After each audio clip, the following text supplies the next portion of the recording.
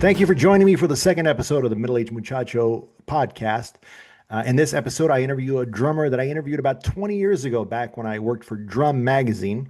Currently, he's a session drummer living in Philadelphia. But back in the day, he was known as Willie the New Guy, as a member of the Bloodhound Gang, and he was featured on the 2005 album Hefty Fine. So enough with this intro. Let's get on with the conversation with Billy Brehony. Oh man, I can't believe you still remember little old me. Yeah, man. Yeah. Well, you were my first. You were my first. Really? I was. Yeah. Okay. For Actually, yeah, for like drum magazine interviews. Yeah. I was also Dina Torello's first from Antigone Rising. I don't know if you remember Antigone Rising, but if you were ever in Starbucks around 2005 and you were buying coffee, on the counter you would see the Antigone Rising album. Okay. Yeah, I remember when they had like CDs on the like by the cash register. Yeah, I don't remember that name though. That doesn't ring a bell. Was it like that like style, like sort of coffee shoppy type stuff? definitely coffee shoppy, but the album's amazing. Man, I wish I knew it off the top of my head. What is it called? So the band was Antigone Rising, And what's that one? Antigone Rising. Yeah, let's Okay. go. Antigone Rising was the first one, and then let's see, what was the first album? Yeah, I don't know it. From the Ground Up, From the and ground then up. it starts off with this really cool song called "Hello," and the singer just busts out a "Hello." I am not gonna make do it justice, but glad I was two people's first. That's great. I'm happy. Yeah, Yeah, man. Yeah, it was. Listen, I've been sober for years, but I was stoned out of my mind on that that interview. yeah. Oh, really? Okay. So hopefully this one will be better. No worries. Yeah. So, all right. So let's introduce you. You're William Brehony, Billy That's right. Brehony, Yep. formerly known as Willie the New Guy from the Bloodhound Gang. Right. So back in the day, you were in the Bloodhound Gang, but since then, what have you been up to? So when we broke up, um, God, that was like 2010 or 2011 at this point. I started teching after that, so I got to work with everyone from Barry Manilow to Alt J to it was weird because I was getting all these like calls from these sort of like college indie bands which was like so not my wheelhouse, but everybody would make fun of me and be like, that's your scene now, right? And so I was working for Fanagram and just like a bunch of these like Brooklyn like indie bands. So it was really interesting, but it was what, probably like 2012 to 2017. So like that scene was really big then, Yeah. you know. Um, so I did that for, well, pretty much until I got in a car accident Oh in Los no. Angeles. I got rear-ended and it put me out of commission for a year and a half. I ended up in the hospital. Like it was a mess. But yeah, so it was mostly teching, and now I'm like back in business, and I am doing sessions here. I'm on the East Coast now, in Philly, and so there's two records that I'm actually tracking right now. Um, yeah, one of them I can't tell you about. The other one, you could probably take a guess what it is. But I can't actually like say what it is yet. Yeah. So, actually, I didn't know you were in a car accident. Tell me about that. I mean, Yeah. how serious Let was it? And let me just turn. yeah, There no we go. worries. Yeah, how I serious was work it? better And in the dark. sweet. Yeah. So tell Yeah, me the about car that. accident. Yeah, tell me about the car accident. You said Okay. you were out for about a year and a half. How serious was that? And Uh, what was the yeah, it was road back like? pretty serious. So I got rear-ended. The guy never stopped. We were at a red light. Um, I think I was like the fifth car from the light. It was in Canoga Park, Mhm. and it was like, God, it was probably 20, I guess early 2023. And it was when it was like raining, like what were they calling it? Like atmospheric rivers or Yeah, something like that. Do you remember that? yeah, Like in Southern California, it rained from like December to March, is what it felt like. So the roads were slick. The guy never stopped, and he was in a Prius, which sounds like that wouldn't cause that much damage, but like what I was told is like they're one of the heavier cars because of all the batteries that they Right. have. And yeah, so he hit me. I had my seatbelt on. I was driving and I had a friend with me, and he hit me so hard that I still hit the windshield, cracked the windshield, busted my head open, um, knocked me out. I had whiplash. I had some herniated discs in my back. Tore my rotator cuff. That was kind of the big one. Was that like I wasn't able to use my shoulder for a while, so obviously I couldn't play. And I had a few pretty decent offers then. Um, and A, physically I couldn't play, but B, more importantly, it was a lawsuit, so I couldn't do anything. So my attorney like wouldn't. I'd come to him and be like, I don't want to pass this one up. This is something good, because like I got like some country offers, which was something I never thought that I would get involved in. But that, I mean, it's a money maker right now, and Yeah. so I kind of learned to like that a little bit. But so I would go to him and say, listen, like they're gonna fly me to Nashville, we're gonna do these tracks, and he was like, not until the lawsuit's over. And so I kind of missed out on a couple things, but um, and then coming back, it was I had a physical therapist at my house 3 times a week. She would show up and we just have to go through all these exercises and stretches, and I mean they wanted nothing more than for me to be able to come back and play drums, and that's what I wanted too, or at least something in it, because I was working for Ross Garfield for a little while too, drum doctor. Yeah. And so like I was kind of juggling a bunch of different things. I was doing some work for SIR as well, and so it really sucked. It was kind of depressing. I really couldn't do much. Like I would just go out and like run and like try to like stay fit, but that was it. Otherwise, like it was just like my attorney just you cannot do anything, and so it took like a year and a half. I mean, I was probably like physically better by a year, but the lawsuit wasn't settled for 18 months, and then it finally settled. God, when was that? Yeah, like early 2024, probably. Right.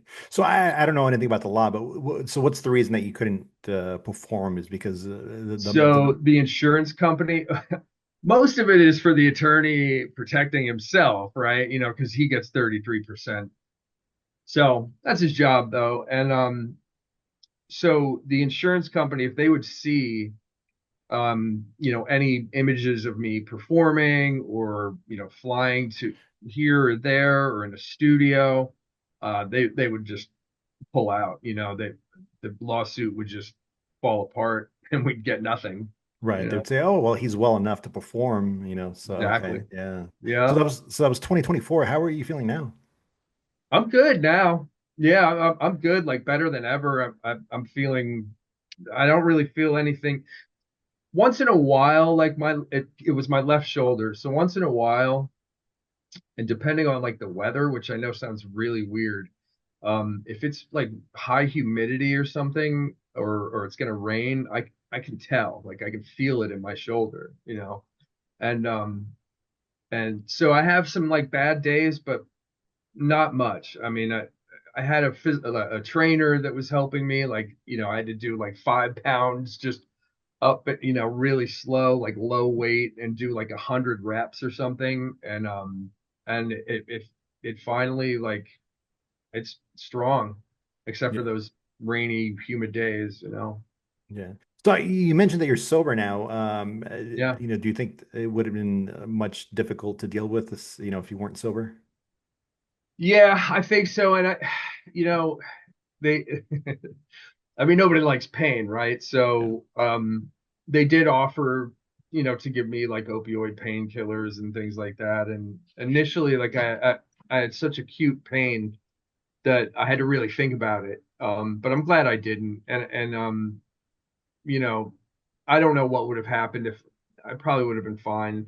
But I had quit, drinking and doing any drugs years and years ago. So I really didn't want to. chance it, like things were too good. And I think that it probably would have like hindered, my recovery too. I don't know that I would have been able to bounce back as fast. But one thing they did do was give me these injections called PRP injections, which is platelet rich plasma. And so what they do is like they pull it out, they pull your own blood out, and then they put it in a centrifuge and spin it real fast, and then take all the white, like the healthy white blood cells out, and then inject it back into like, whatever's ailing you. And this is like athlete stuff. So like, when like LeBron James like, tears something or whatever, they give him these PRP shots and he's back in like a week, you know? So it was really helpful. And I always like, I think that was what really kind of cured everything that was bothering me, because, and they're not covered by insurance or anything like that. So you'd have to pay out of pocket, but the surgeon was like, hey, you're not paying for this. So you want to like try these PRP injections. And he explained to me what it was and, who was using it. And it was, mostly athletes. And it's the needle's like this long, you know what I mean? And it's just like going right into your joint. So it's just like really uncomfortable. Yeah. Um, but uh, but I bounced back pretty quick from that. And if I had to pay for it, I don't know if I would have done it because it's like thousands and thousands of dollars. Yeah. Tell me more about getting sober. So, like personally, for me, I had a drinking problem from Hmm. like 2007. It actually started. I was working for a startup called My Waves, and it was actually after Drum Magazine, and I Hmm. got let go due to actually just because the startup wasn't working well. But right in the middle of the Great Recession. Hmm. So I remember Hmm. it's actually November 7th, 2008, and then I couldn't Yeah, find a right. Oh job wait. till Yeah. June 1st, 2009. And then just the free time and also just the stress of being unemployed, I developed a drinking problem that I kept till literally till April 27th, 2018. Oh shit, Billy. I didn't know this. Yeah, Wow. no, it's but I still had, I still had my jobs and whatnot, but it definitely affected my career and, personal relationships. Yeah, as it does. Um, Yeah. But yeah, so tell me more about that. Like, for me personally, actually, it was a random Reddit post that Hmm. mentioned childhood emotional neglect, Mm. and it just clicked. Just being a first generation Mexican American, Sure. It it was can't a be rough easy. upbringing. Yeah. But it just clicked. Like someone mentioned that, I looked it up and like, oh my God, that describes everything. And then just at that point, I just wanted to just improve myself. So, tell me more about your journey about getting Well, sober. I think, I wish that like our breakup as a band was different than everyone else's, but it's all the same story. It's drugs, it's ego, it's money, it's, touring. And I just was worse. It was gonna happen to one of us, right? So it happened to be me. And maybe it's something in the, the drummer community because we are a wild bunch.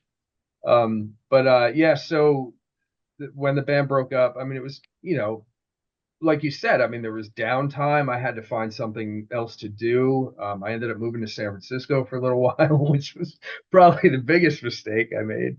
Although it's a beautiful city, but well, and so things kind of like, unraveled pretty quickly, and that was, what, 2011 or something like that. And then yeah, and then like you said, I mean, I could see the similarities in the things that I was reading. In I'm a sober alcoholic that goes to 12-step meetings, and Mhm. so that was my introduction to like, okay, so I'm not a bad person. I just kind of like have an issue, and of course, like working in the music industry, it's encouraged to some degree and it's around all the time and usually free.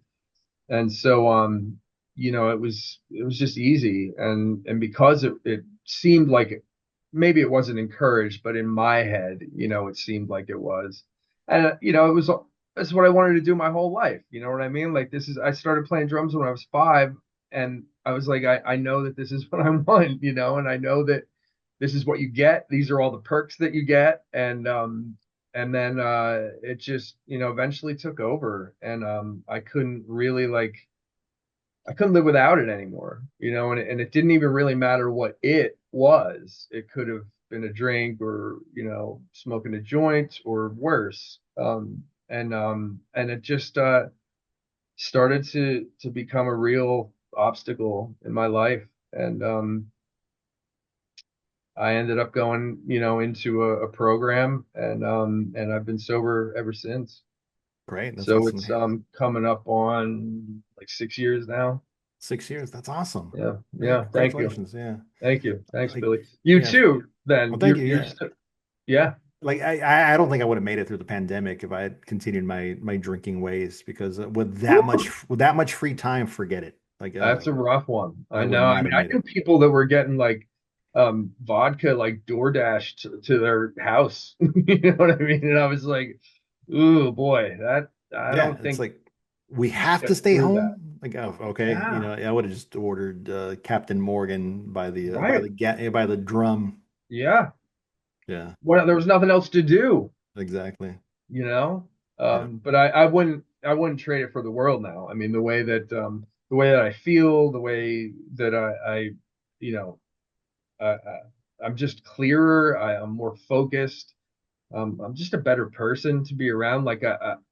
And that was the problem. Like you mentioned personal relationships. You know what I mean? Like that really, and especially like in the industry, like when you want to have people give you jobs and things like that, you want to be easy to work with. yeah, And there near the end, I wasn't easy to work with.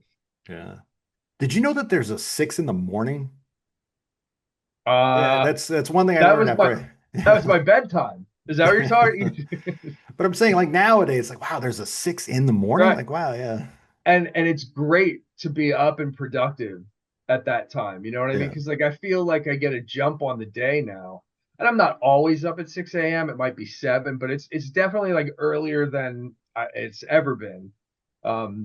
Because of whatever would happen the night before or whatever. But I get up and I can go for a run and I can do like my meditation and then go for a swim, or whatever. And it's such a, I mean, it's a better way of living. I wouldn't trade it for anything now, yeah. no matter what happens. Yeah. So speaking of a better way of living, how much do you prefer session work to touring? Well, I mean, the energy isn't there, you know what I mean? But you get to do it over and over and over and over.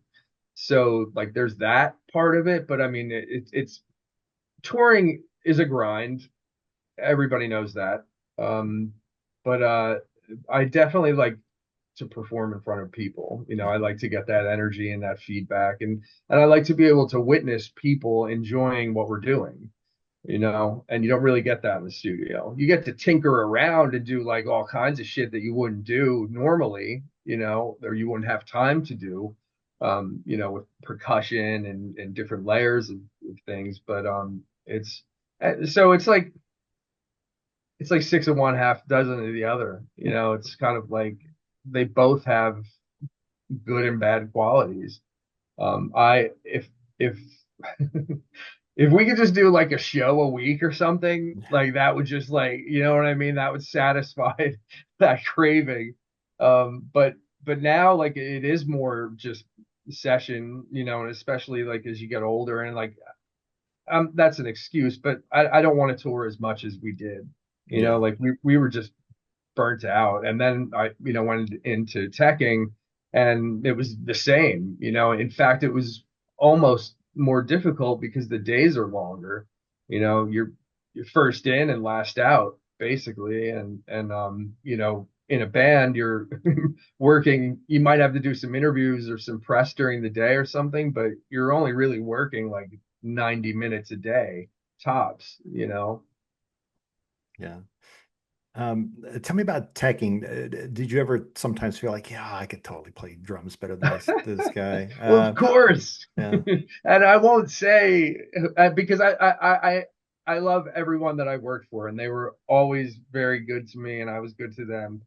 But yeah, of course. I mean, there were times, and you know, there were times when the drummer would show up late, you know, for sound check or something like that, and I'd sit in, and you know, I had gotten some other band members saying like, "Oh, we wish we could play with you," you know, or whatever. And I was like, so in the back of my mind, sure. And you know, the thing that's funny is like being in the Bloodhound Gang, I didn't get to stretch out a whole lot. You know what I mean? So like just because of the type of music it was, and you know, but I'm a far better player than I was ever really allowed to be in that band. You know, it was all 2/4 and you know what I mean? It was just everything 4/4 and you know. Um, but yeah, that crossed my mind a lot. But you know, I was respectful to everyone. I would never say anything like that or ever try to like, you know, cut somebody out of the picture and try to take their job or whatever, you know. But there were times that I knew, you know, that I could, if I wanted that gig, I could have it. If it ever came up, I would put my name in the hat, you know. right. I was Google searching, searching you and trying to find out more information, and then there was this one website where it said you were murdered, and then Are you- I clicked on it, but it was that you were murdered in a music video where Carmen Electra That's dumped the right. TV. But you mentioned that you didn't get to stretch out with the Bloodhound Gang. I wish I remember the name of the song off the top of my head, but I was listening to the song and I was wondering, like, what did you do on this song? It just sounds like a loop, like a drum Right, loop. and it might have been. I'm like, I know that. Well, here we talking about studio tinkering. It was probably something where I played maybe like a couple measures, and they recorded it, and then I, don't- you know, put effects on it or something like that. And then just you're right, just looped it over and over and over and over. And there were times that on that it's probably you're probably talking about the Hefty Fine record. I think we did a lot of the tracking without cymbals. Mhm. So you know, it was all drums and because there wasn't the need really, you know, it didn't call for much. And you know, Jimmy Pop, the songwriter and singer and boss, that's how he wanted it, you know, and he's very particular. You know, he kind of like grew up on Depeche Mode and you know, The Cure and things like that. You know, both of which I love, but that was his style of songwriting. So everything was very kind of rigid and uniform. And you know, it would be like, you know, all right, four measures crash, four measures fill, you know what I mean? And it I could never really like get too technical with anything. First of all, because it would sound ridiculous, you know what I mean? So I'd be like, you know, why is this guy overplaying Yeah. Throw in a this Mike dance Portnoy fill song? or something. Yeah, yeah. So there was just really no room for it, and that was okay. You know, I mean, I knew why I was there, and I knew what my role in the band was, and basically once my tracks were done, it was up to him, you know, to produce in whatever way he felt was going to be the most successful. You know, and it the record did well, and you know, so he knows what he's doing, and I can't argue with that. Yeah, Hefty Fine with the big guy on Yeah, on the yeah. cover. Yeah, I love that album actually. So I do the social media for LA School of Comedy, where I do some Hmm. stand up, I do some open mics there, Oh, and do you really? yeah. Nice. But Right on. yesterday on the post I used the Ralph Wiggum song. Just yeah, you know, I do backing vocals on that track. That high that falsetto, that's actually me. Ralphie, Yeah, yeah. Ralphie. Sweetheart. Is that you? Yeah, yeah, Yeah. yeah. So during the Drum Magazine interview back like 20 years ago, you mentioned that you're good at Simpsons trivia, but it's been 20 years since then. Like, how is your Simpsons trivia now? Because I thought I used to be good at Simpsons trivia, but I haven't really watched in 20 Well, I years. think well that's the thing, Billy, is like I kind of like went over to the Family Guy side of things, so if you would ask me anything, and I'd probably be really rusty, but if you ask me anything from like the first season through like maybe the 12th, I could probably nail Well, it. season 12 is, it's funny you mentioned season 12 because I think that's where I started checking out. I Yeah. think it was there was a very specific scene where Homer turns into Donkey Kong. Oh yeah, I remember that. There's Yeah. and it just goes on so long, and I'm like, Yep. I don't get this show Yeah, anymore. the writing started to tank a little bit for me, and it started to really get very like a social commentary Yeah, almost, and it was starting to get a little political and kind of like highbrow. It's weird to say that it's a cartoon, but yeah, that was kind of when I checked out too. And then like the popularity of Family Guy, and then American Dad and South Park, and I even checked out of like South Park for a while, and then didn't watch it for many years. And then a couple years ago, I kind of picked it up again. And those guys are solid, man. Like yeah. they're still doing good work, But it's like with the Simpsons, and I'll never like say anything bad about the Simpsons, but I'm not sure if like because I don't what are they on season 25 or something? I don't. No, they're like season 37, What? something insane. Are you Well, because they serious? started in Uh, 89, right? yeah. Oh Yeah. my God. Yeah. All See, I right. don't. I wouldn't know. They probably even have new characters that I don't even know about. Well, yeah. So, Reverend, who died? I don't know. A bunch of characters have died. I haven't kept track, but let's Did test your knowledge. Just a quick one. yeah? Let's Go see. ahead. Go ahead. Remember when? So Homer is hanging out with Mo, and he says, I have this buddy. His name is so and so, and then Mo says, "That's the worst name I ever heard." Do you remember what name Homer said? Oh Like, man. that's the worst name I ever heard. And the guy runs away, runs out. Ooh. And this is in the bar, right? Yeah. Oh man, no, I It don't. was I Joey Jojo Jr. Shabadoo. Remember that? Oh, Shabadoo. Yeah. Shabadoo, is that it? Yeah. Joey Jojo Jr. JoJo Junior Shabadoo. And Shabadoo, then Mo goes, right? that's the worst name I ever heard. And the guy runs out, and then Barney goes like, Joey Jojo. It'll make the I episode. remember that. Yeah, Or that was actually, let's good. try another one. Let's try another one from Mo's Bar. It was the Simpsons. It was the B Sharps episode, and Okay. When they're the barbershop quartet, yeah, the B Sharps. and then I'm already forgetting this, but there was that Yoko Ono character, and who was hanging out with the Yoko Ono character? But the order was I screwed it. I screwed this Wait, up. is this when they do? Did they do the Beatles gag Yes, like up on the roof? yeah, Was it like Let It Be or yeah. whatever? But it was what was the like? Do you remember what the order was? It was perfume in a what with what floating in the perfume. Billy, you're really like It was I think it was digging like deep, it dude. was it was a man's hat full of perfume with a floating plum in it. And then Mo just like, here you go. And he pulls it out. Remember that? I just remember like Barney, like because Barney was like a star, right? Like Yeah. wasn't he like the John Lennon character almost? Yeah. He had like the fur coat on and everything. Yeah. Like, oh man, yeah, I loved referencing old Simpsons. I remember what was I think it was the episode where um uh Krusty the Clown sold his daughter's violin.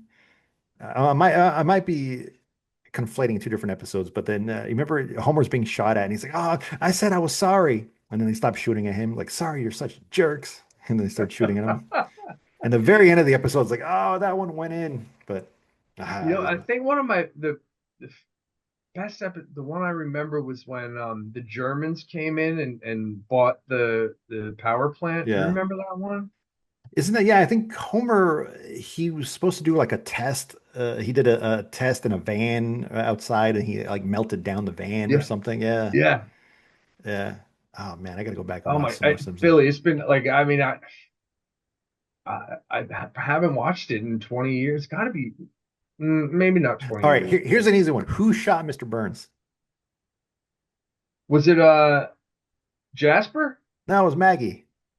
Oh, that's right. It was The gun Maggie. fell out of his pocket or something, right? Yeah, and then Yeah, like, right, and then right. it bounced, and landed on her hands, and then Ooh, yeah, yeah, yeah, yeah. I yeah, remember. Yep, yeah. Oh man, I love The vaguely. Simpsons. But I Yeah, know that Jasper was a suspect. You know, Jasper with the beard, yeah. like the old guy with the. That's a I know that. paddling. Yeah, That's a paddling. Every now and then I forget the name of the character, but I just start, saying, "Oh, gray mare, she ain't what she used to be, ain't what she used to be, ain't what she used to be." I think that was during the Krusty comeback episode.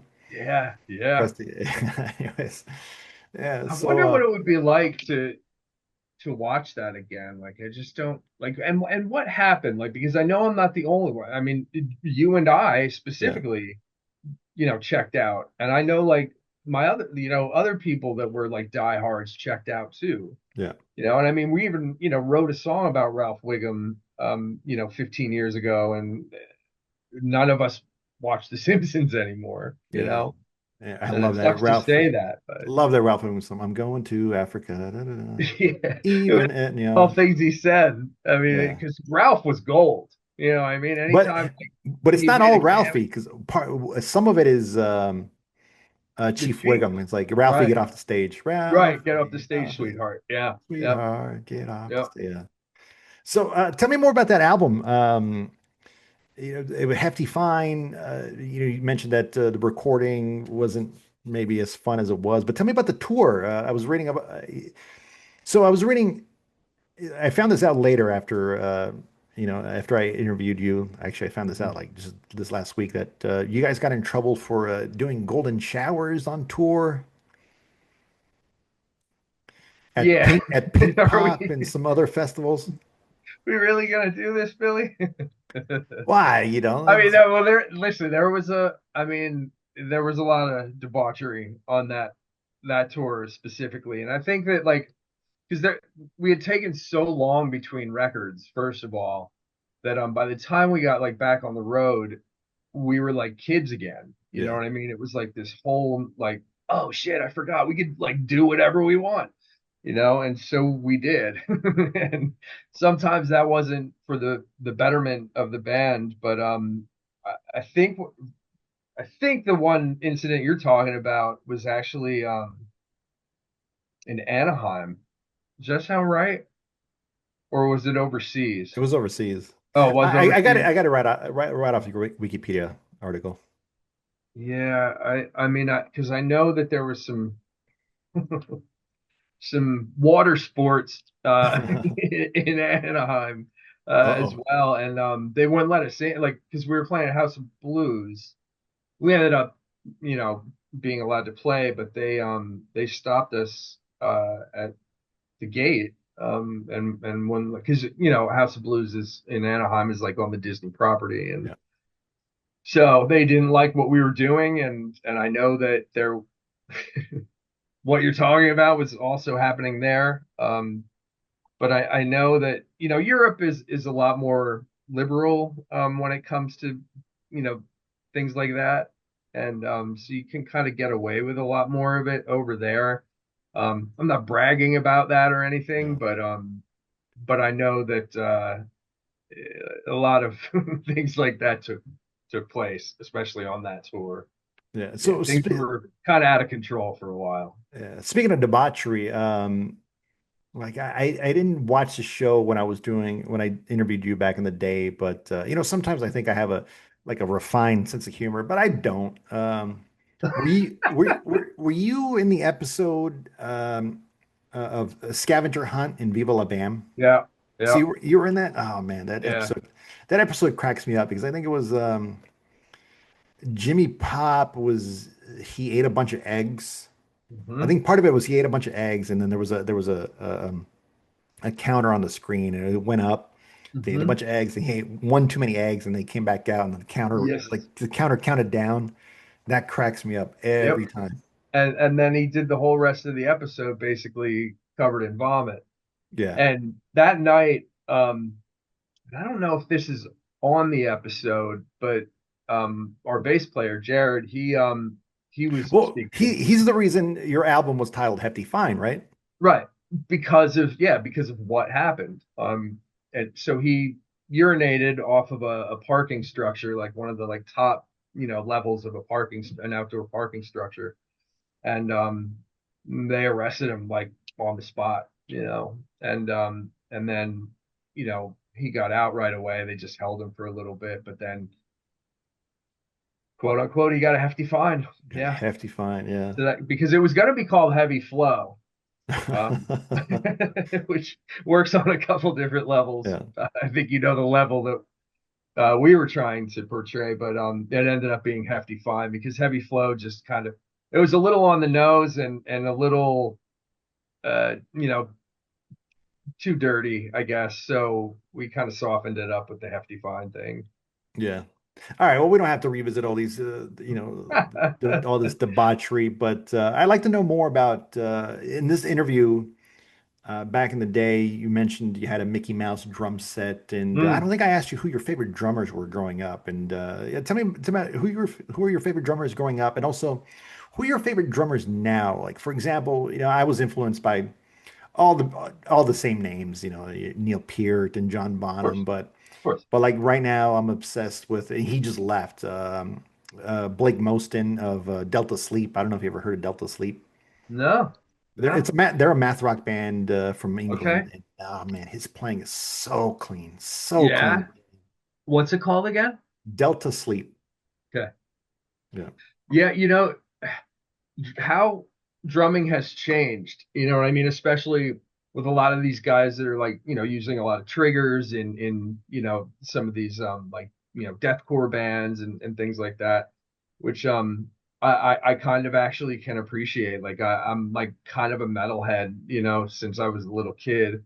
But I mean I'm all over the place as you have to be, you can't just be a musician and like one thing, Yeah. right? So, like I mean, it was the Professor and Bonham and all those, but that's easy, you know what I mean? That's of course what I grew up on. Peter Chris actually was kind of the reason that I got into drumming at all, because when I was, when I was 5, me and two of my cousins, we would do the whole makeup thing and everything, but there was only two cousins and me, so nobody was Ace Frehley, basically. But I was Peter Chris, and I would always want to be Peter Chris. And you know, he because I was, we were, it was like 1978 or something, right? So like Kiss was like on fire, right? And I still am, part of the Kiss Army. Love them or hate them, but they mean so much to me just because of how inspirational they were when I was so young. And so that's how I, like it was Bonham and Neil and Peter Chris like from the gate. And then I kind of like started to discover other things, and then Billy Cobham is like any of the Mahavishnu Orchestra records that he was on, and Danny Carey, of Of course, course. Yeah. I mean, which is again another common name, that gets dropped a lot when you talk about drums, but like one guy that doesn't come up a lot, and I don't like, I'm not a huge Smashing Pumpkins fan anymore, but Jimmy Chamberlain like I feel like is often overlooked, like, and It was I don't understand how. he was one of the first interviews I did for drum. Oh, Jimmy was he Chamberlain. really? Yeah, at that time he was playing with the Jimmy Chamberlain Complex, and he had an Right. album Okay. called Life Begins Again. Yeah. Actually, it's funny you mentioned that because back in the day, I don't know if you'll ever see this, but a buddy, Scott Burbick from San Jose, he was in a band called Cobalt, and his Hmm. drummer was obsessed with Jimmy Chamberlain. Like literally, he would set up his drums exactly, even The cut his same. hair, What, and like like, the deep tom first, oh and then yeah, the yeah, smaller tom. obsessed with Yeah. Jimmy Chamberlain, yeah. And then Dude, I I mean, met him at one point, and it's funny because I worked for Drum Magazine, and I love that experience, but it wasn't, it wasn't a huge magazine, but people would sometimes treat me like I was, working for Rolling Stones. So I met his drummer, and he's like, "Do you think you think, you can, hook me up with Jimmy Chamberlain?" And then at one point he asked me, "Do you think I look like Jimmy Chamberlain?" Like, all right, like that might be a little much. Yeah, yeah, that maybe that's a little weird. yeah. But yeah, like I mean, but he's amazing. Like I mean, he's a really, really good drummer, and very efficient with his strokes. You know Yeah. what I mean? Like he just everything looks so easy. You know, but he's a jazz guy, right? Like so, you know, it translates. Like a jazz guy playing rock is different than a rock guy playing jazz. You Yeah. know, Uh, but do you remember? I, Go ahead. huh? Well, I was gonna say, like, I don't want to rip on the guy, but I think it was a 2005 Modern Drummer Festival. Jason Bittner of Shadows Fall and various other Right. Mhm. bands, he did a drum solo, and at one point he was trying to do a jazzy thing in his double bass drum set with really, really pingy cymbals. And I Yeah, remember back in the day, people were like, not it. "Oof, you shouldn't." Right. And then Don't. I mean, I yeah, kind of get what you're trying to do, but yeah. yeah, that's 'Cause, not the yeah, right it's like big sound metal drum either, is set. it? He's trying to ding, ding, ding, ding, ding, ding, ding. Like, Yeah, that. Yeah, that's not it. Like, what was he playing? Like a Zildjian Z, like or something? Like one of the, like with a the big real bell. heavy. Yeah, right. Yeah. Yeah, that's not gonna do it. But I, Although that guy's a good drummer, but like yeah, I mean, in Shadows Fall. yeah. Do you ever watch the Burning for Buddy videos? Yeah, of course. Yeah. Because Matt Sorum did a performance for them, but he played as a rock drummer with jazz musicians, and it works. Like he did not try to be anything that he wasn't, and it Hmm. freaking worked. And I think that's what you have to do. I mean, that is what like when you try to like step outside just be yourself. Be Yeah, yourself, and express yourself in that way and be authentic, Like nobody's gonna like be like, yeah. what, why is this guy trying, just I don't and I could see that with Matt Sorum. Because I feel like he has always been like unapologetically Matt Sorum. You know Yeah. what I mean? Like even in the Guns N' Roses records, like the do do do do do, November Rain, like over and The over and same over. Phil. Oh my Lord. So Right? speaking of Like for Mike like Port, 8 minutes. speaking You of, know? I think I've back in the Mike Portnoy forum days. I used to Mm. visit his website all the time, but I think that's where I found it. But someone counted that same like he did it like hundreds of times during all of his albums. That Yeah, same, yeah, yeah, all of them. and it Even works. like even Velvet Revolver or like you know what I mean? Like he's just very kind of by the book, when it comes to that, and whoever the songwriters are, that's what they wanted, It you works. It know. ended up on the album. That's right. Yeah. Yeah. So tell me more about you mentioned you're a metalhead. Tell me more about the metal drummers you like. Like years ago, I discovered Dave McGraw of Cattle Decapitation, and Yeah. I couldn't blast beat to save my life, but I love watching and listening to him. He's just so powerful. Yeah, those blast beats are crazy, man, and especially like as I get older, like because I had some like people send me some stuff and like, hey, would you be interested in, and there's like, these really melodic grooves, and then like it goes into like blast beats, on these demos that I'd be getting, and I'd just be like, shit, I, I don't know if I can pull this off. You know Yeah. what I mean? Like it's just because it's just and it's going from like, one into another. Like it's just I don't know. I fatigue faster than I used to. You know Yeah. what I mean? Kind of lost a step. Well, this is middle. What is it? Middle-aged Middle-aged muchacho. muchacho. Yeah. So it's perfect. You understand. It's like a shortstop or something, like who can't get to his left anymore or Yeah. something. You just naturally like kind of lose a step, and I never, nothing ever called for me to play blast beats either. I just kind of do it on my own for fun.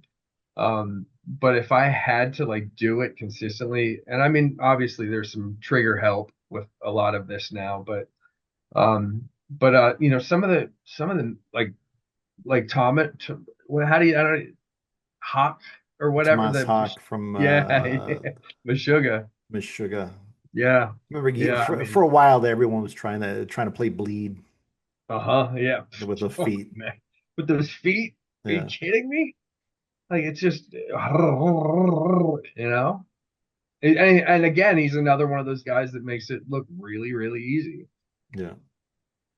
So as a session drummer, do you sight read a lot? Do you get charts, or is it I mostly do just sometimes. I'm really rusty at that too. yeah, Um, a lot of times, like if I do get charts, I'll like kind of like read them over on my own and then kind of like feel where it's at. You know what I mean? And but I won't.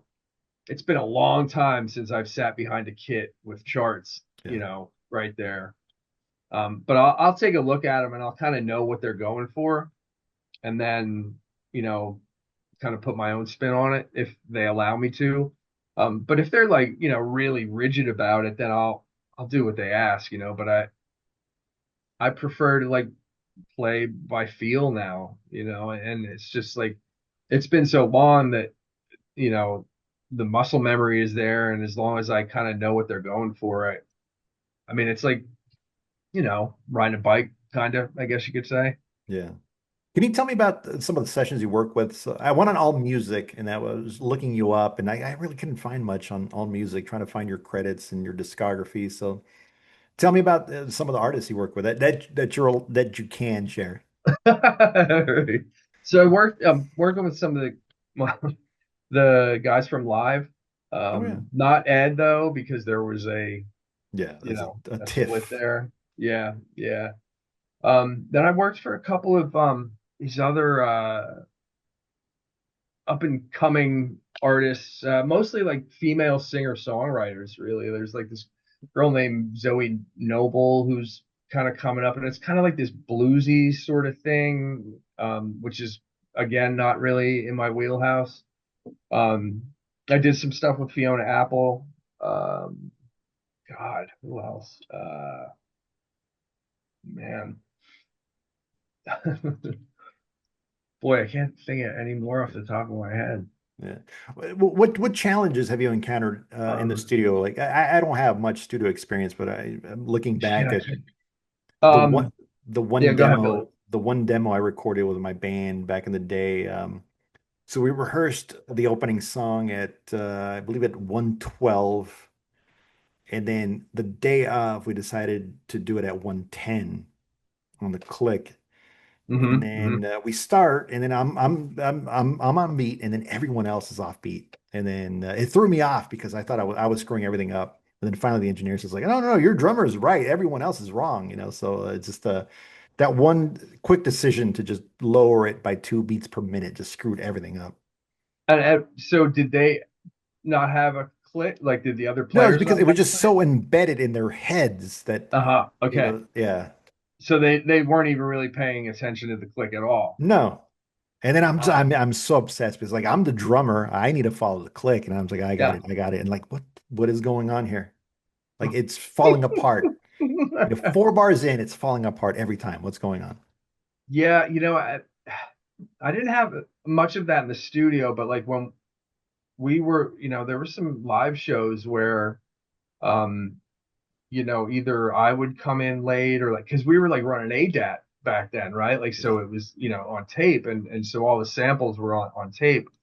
And it was really up to me because none of the other band members had in-ears or clicks or anything like that at that time. We all eventually went to in-ears.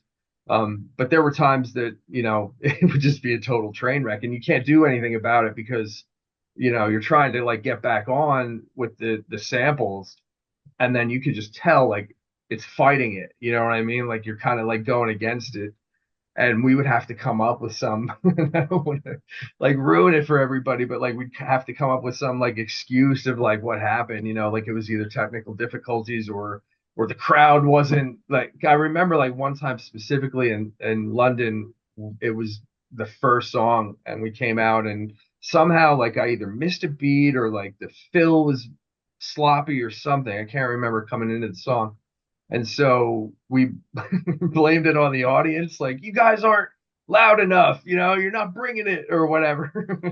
So we could like, get a chance to start it over and yeah. do it right. But that's like kind of embarrassing, but it happens. And when you're messing around with click and tape and samples, sometimes that shit happens.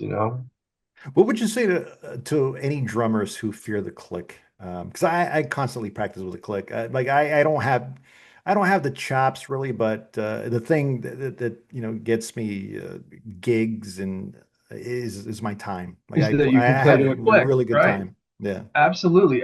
Man, listen, I would say it became my best friend. Like I love playing to a click. yeah, I love it, you know, and I before I had to, I probably was one of those drummers that was like, no, I'm doing it all with the personal touch or what, you know what I mean, whatever you say. And but once I started to really like play with a click, and then then we were doing 250 shows a year with a click. Um, it's just you fall into it, you know what I mean? It just becomes another extension of what you're doing. And I don't think there's anything to fear. Like, I mean, if you're new at it, you're gonna like stumble occasionally, and make some mistakes. But I think like once you understand that it's a benefit, then I mean I love it. Like I almost want to play everything with a click, you yeah. know. That's how much I've come to appreciate it. It's fun playing within between the spaces of the Hmm. clicks. Yep. Like, I'm gonna do this. Like, as long as I get back on the click. Yep. Yeah. Yep. Exactly. I love it. Yeah. And a lot of that came from Jimmy Pop. I mean, we had, like I said, everything is very like craft work, just boom, boom, boom, everything's really tight. And so it was, he's the reason, and because I had never played with a click before that, and I mean I was young. By the time I started playing with the Bloodhound Gang, I guess I was probably 20 or 21, and so I I hadn't played to a click at all. And then, I learned then, and I learned on the fly. It wasn't like I really had an opportunity. Like when I did the auditions, I mean, they were already, running ADAT. And so I had to like be like, shit, I bet if I'm gonna get this gig, like I have to like do this right now on the fly, and I did, and now like I'll never look back. Like I love it when somebody brings up a click. I'm like, hell yeah, I can play to a click. Love to, you Yeah. know. I don't think I asked you back in the day about how exactly did you get into the Bloodhound Gang? You just mentioned the audition. Mhm. Did you submit a tape? Did someone know you? So I was auditioning around town for a while.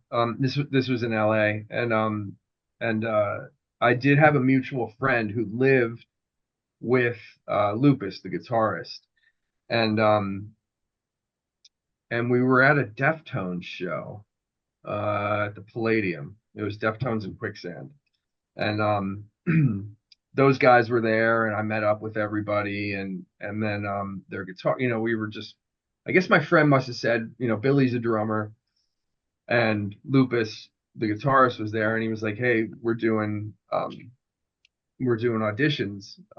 Third on was it Third Encore? Do you know Third Encore? Do you know like any of the valleys? It might be Burbank. I don't know if that's considered Burbank or North Hollywood or whatever, but Well, they I were think doing meant literally auditions third there. encore. Like if I hear third encore, I'm thinking Prince because Prince used to do like 5, 6 encores a night. Rest in peace. Yeah, That was a hard one. Prince, yeah. losing Prince.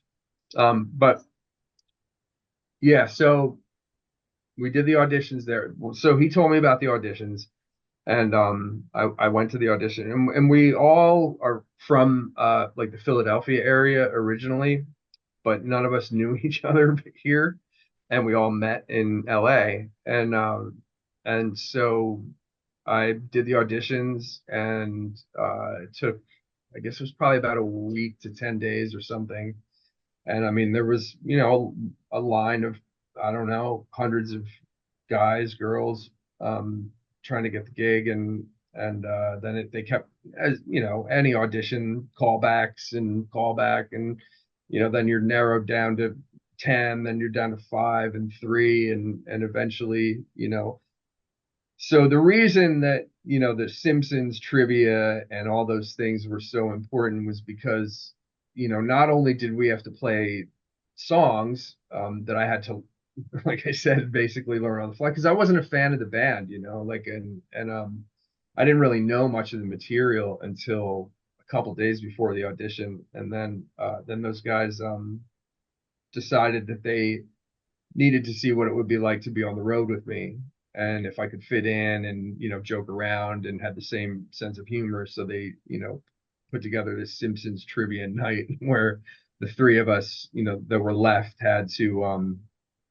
answer all of these questions, and I won the trivia. So basically I got the gig, but I also, I played the songs well, and we fit together, as far as the chemistry. So the rest is history. Yeah.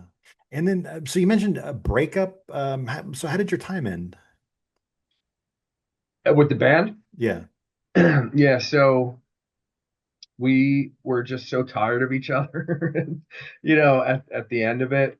And when Hefty Fine came out was right around the time that, like, the whole thing with Lars and Napster and all that shit was happening. So, like, digital music was coming of age, and iTunes and all these things. And so although the record did well, it didn't do as well as the previous record, but nobody's did, because everybody was, downloading either illegally or just downloading a 99-cent song on iTunes instead of the whole record. And so, there was a little bit of that, and a little bit of just like, I'm so tired of seeing you like next to me brushing our teeth, and it's just like and then the same old story, the drugs and just the grind, and we just started to really not want to be around each other all that much. And then a lot of years went by where we didn't talk. Um, and now we're pretty close. And one of those records I can't tell you about is a solo record. So I'll leave it at that. Oh, good. Well, that's great that you still have relationships with the band. Yeah, so we're Yeah. we're good now. Yeah, so um, I will be playing in the backing band of this solo record, and we're going into pre-production next month, Okay. August. Yeah, August. So but it took a while before we could talk to each other, Yeah. and there was some humility involved, where it's like, I know I was a fucking asshole, and I'm really sorry, and I don't want to lose our friendship over it and all these things, and I hope we can work together again someday. But it took a while for that to happen. Yeah, it's interesting to mention that because my first episode was with a good friend and former bandmate, Sean Mendelson. We were, this is a local band, Mirror Image, but um, we lost a member due to cancer, and then our singer Mm, quit. And then I mm. remember, so Sean broke up the band via email, and like I was deeply hurt over that. And then we didn't speak for years. And then, but you get older, you grow, you realize, some grudges that you think are important are just absolutely petty and pointless. And yeah, we have a good relationship now. So yeah, it's interesting you mentioned that. I guess it's part of getting old and being entering middle age. Well, middle-aged machacho. Yeah, middle age Yeah, I mean, I muchacho. think it's maturity, right? I Yeah. mean, Oh my God, mature. Like I'm a yeah, well, to some degree, I yeah, mean, I'm still a kid all the way, but when it comes to those kind of relationships, it was, and when you're in a band like that and you're touring like that, there's just a bond that, like, it can't, nothing can really come between it, maybe for a period of time, but you realize that, like, the things that I speak about, only those guys will understand. yeah. It's like being part of a team, or whatever, and it's just sometimes you find yourself like saying things that you've done, or places you've been, and you're with people that can't really relate.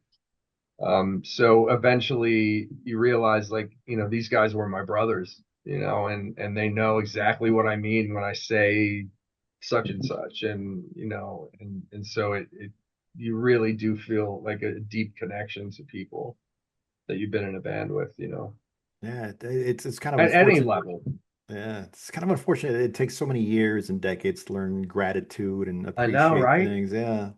If I could like know what I know now, then like things would have been so much different, and I could appreciate like what we did and where we went, and but you're in your 20s, and it's just like you're just not there. You know what I mean? Like Yeah. it's just, and you think it's never going to end, and the money's going to keep coming, and the records are going to keep coming, and sometimes it doesn't.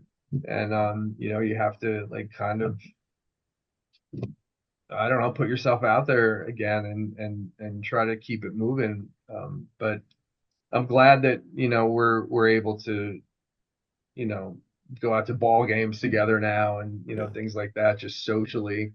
But we're also going to work together too. So it just took a long time, and it's just like you said. I mean, it comes with a certain level of maturity.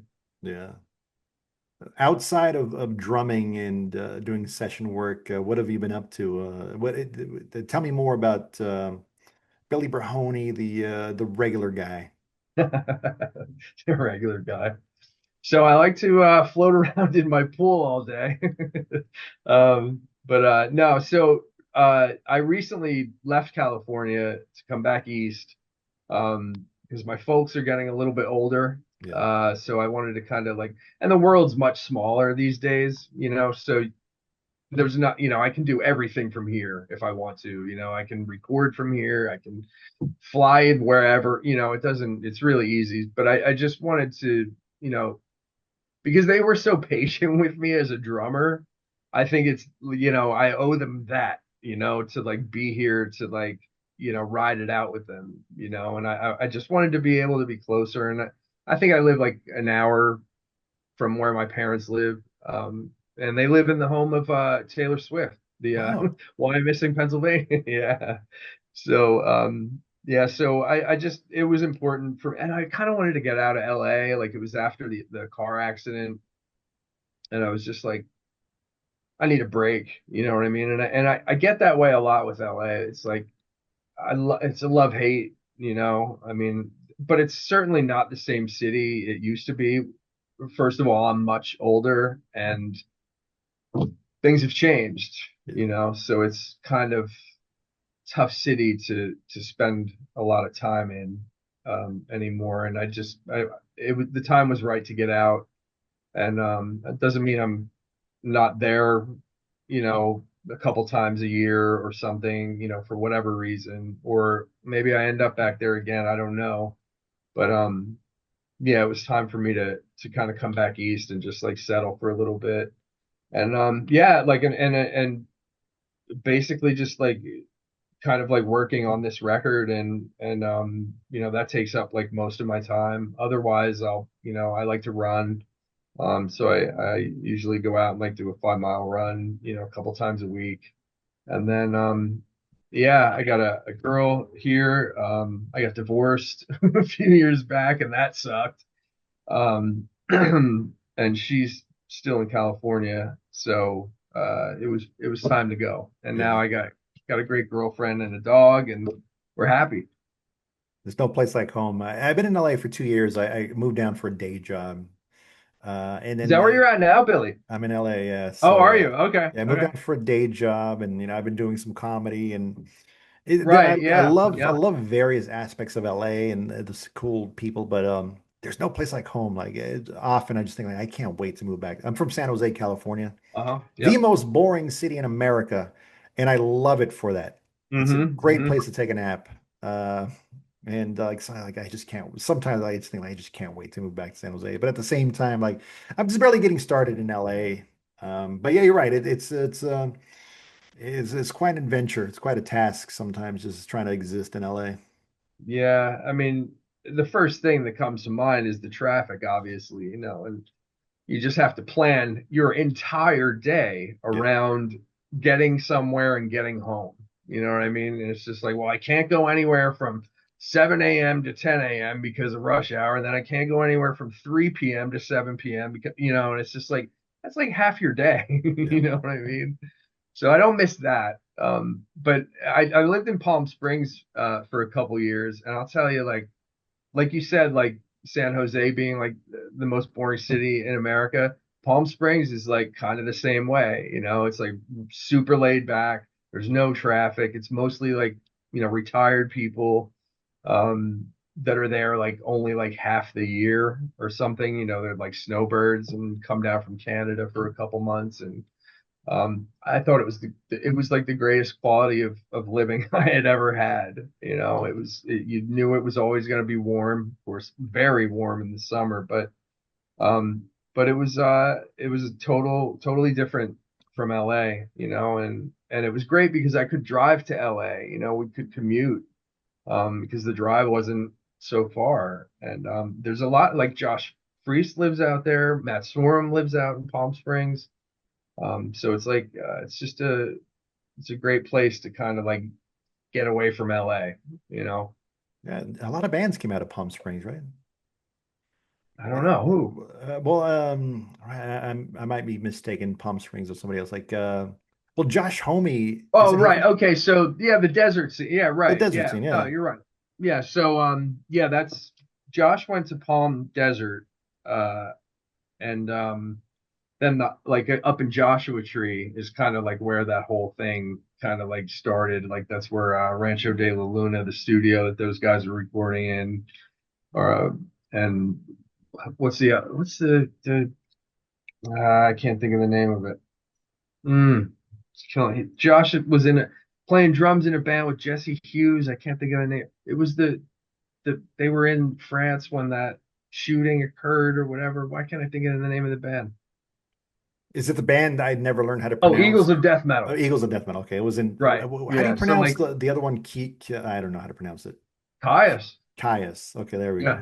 go. Uh-huh. Yeah. Yeah, Yeah. So like, yeah, those guys are all, yeah. So you're right. Yeah. Yeah. A lot of bands came from that and scene. then Yeah.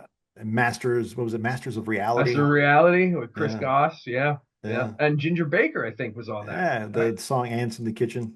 Yeah. Yeah. Yeah. Ants in the kitchen, baby. Yeah. Actually, Yep. I'm literally dealing with that right He now. was, I think Chris Goss was producing like Caius of the Queens or something. And I don't know how that whole, because who else? It was Chris Goss, Ginger Baker, and who was it? There was a, like, it was almost a super group of sorts, I Yeah. guess. I just remember Ginger Baker. I saw a video of him. I think he was playing a double paradiddle on that or Uh-huh. Uh-huh. something on two toms and the snare. I don't know. He had such a weird style, man. Yeah. Yeah, and weird style when he wasn't punching someone or I've yet to watch Right. that Yeah. movie. What was it? Searching for Beating Ginger people up with Baker. a cane. Yeah. I gotta Like look that up. that woman in the car or whatever. He's Yeah. like fucking hitting her with a cane. Like, geez, relax, Ginger. Yeah. Dude, yeah, he didn't seem like a very nice person to be around. I had no idea that Cream was named because they thought they were the best at their instruments, that they were the cream of the crop. Oh, I didn't know that. Apparently, yeah, that's the No story. shit. Yeah, which I I think get, that's debatable. not in their minds. Yeah, well, of course not. Yeah, I mean, yeah, but I mean, there were so many other, and I'm not like downplaying any of them. They were great, but yeah, there were a lot of good bands out at that time. yeah. But that just speaks of the scene back in the day. Like I'm sure John Bonham would have something to say about like Ginger Baker. You think you're the best Yeah. on drums? Like, What?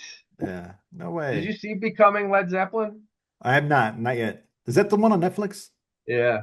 No. So yeah, I just have this bad habit of always pulling up Netflix at night.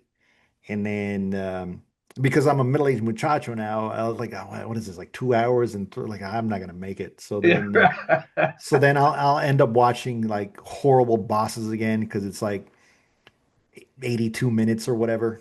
Yep. It's like, Yep. oh, I can do 82 minutes, I but can, like two yeah, and a I half, can hang with that. Yep. two and a half hours, like I don't know. So I just need to start pulling up Netflix during the day. Right. Yeah, Yep. yeah. Anyways, It's yeah. good, but that, I mean, you should. It's really inspiring. It was really well done because it's like kind of cool to see them talk about it finally, because it was like they never there was never anything like that. There was never where they got all the three remaining members in a room and showed them video of them when they were Wow. 19 and 20, So they're talking to John Paul Jones again. Yeah, yeah, All right, yeah. definitely got to check it out. Yeah. Yeah, no, it's I mean, and man, John Paul Jones, talk about underrated.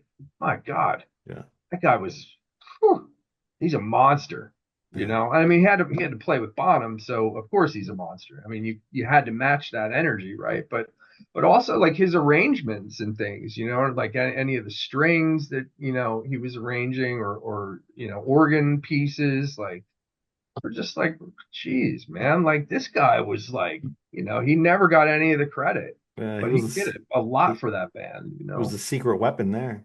Yeah, right. Because like Bonham's playing is so obvious, so is Jimmy Page and obviously Robert Plant being, lead vocalist, Of course. but yeah, John Paul Jones was a secret weapon in that band. Absolutely.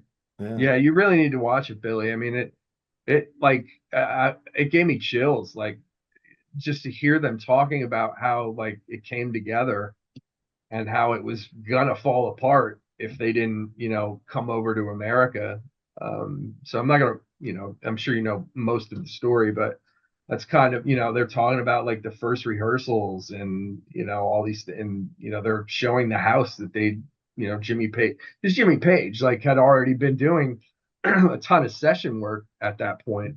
So he was already well known. So he bought this house, on the River Thames, and then they show it, and you can just see like the look on their faces of just like how like nostalgic and like what they accomplished, and it's the first time that I ever saw any of them in a room like that, and the director's like, he's got video up of like them at some festival when the first record wasn't even out, and they're just like, holy shit, like that's us, like Wow. look at what we did. All And right. it like brought a tear to my eye. I was like, holy shit, it was I'll def amazing. I'll definitely check it out actually. Yeah. John Bonham fill is the first fill I ever stole. It was near the end of Stairway to Heaven where he goes "Dloom, dloom, dloom, dloom," Yeah, that's the first fill I ever stole. Yeah, it's a good one. Yeah. He was the king of that fill too, Yeah.